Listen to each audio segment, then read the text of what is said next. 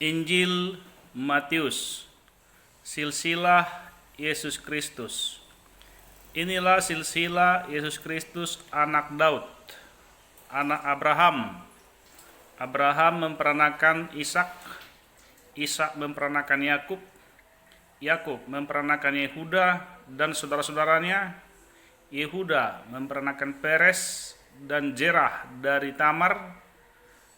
Peres memperanakan Hezron, Hezron memperanakan Ram, Ram memperanakan Aminadab, Aminadab memperanakan Nahson, Nahson memperanakan Salmon, Salmon memperanakan Boas dari Rahab, Boas memperanakan Obed dari Rut, Obed memperanakan Isai, Isai memperanakan Daud, Daud memperanakan Salomo dari istri Uria, Salomo memperanakan Rehabeam, Rehabeam memperanakan Abia, Abia memperanakan Asa, Asa memperanakan Yosafat, Yosafat memperanakan Yoram, Yoram memperanakan Uzia, Uzia memperanakan Yotam, Yotam memperanakan Ahas, Ahas memperanakan Hizkia,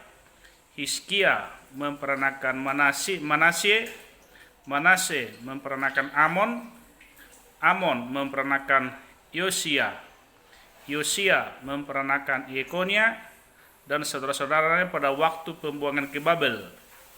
Sesudah pembuangan ke Babel, Yekonia memperanakan Sealtiel, Sealtiel memperanakan Jerubabel, Jerubabel memperanakan Abihud, Abihud memperanakan Eliakim, Eliakim memperanakan Azor, Azor memperanakan Zadok, Zadok memperanakan Akim, Akim memperanakan Eliud, Eliud memperanakan Eliezer, Eliezer memperanakan Matan, Matan memperanakan Yakub, Yakub memperanakan Yusuf suami Maria yang melahirkan Yesus yang disebut Kristus.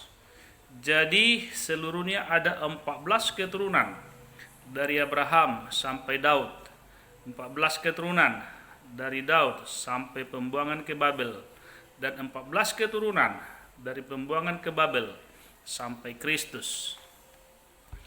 Kelahiran Yesus Kristus. Kelahiran Yesus Kristus adalah seperti berikut.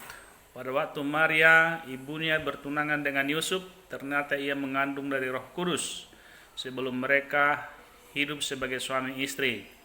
Karena Yusuf suaminya seorang yang tulus hati dan tidak mau mencemarkan nama istrinya di muka umum, ia bermaksud menceraikannya dengan diam-diam.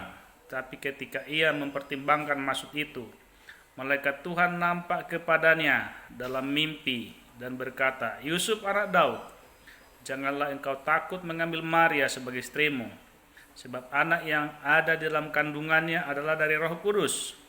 Ia akan melahirkan anak laki-laki dan engkau akan menamakan dia Yesus, karena dialah yang akan menyelamatkan umatnya dari dosa mereka."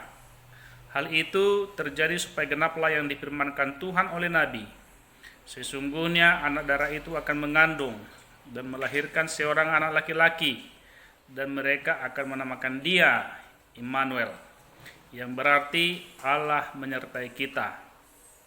Sesudah bangun dari tidurnya, Yusuf berbuat seperti yang diperintahkan malaikat Tuhan itu kepadanya.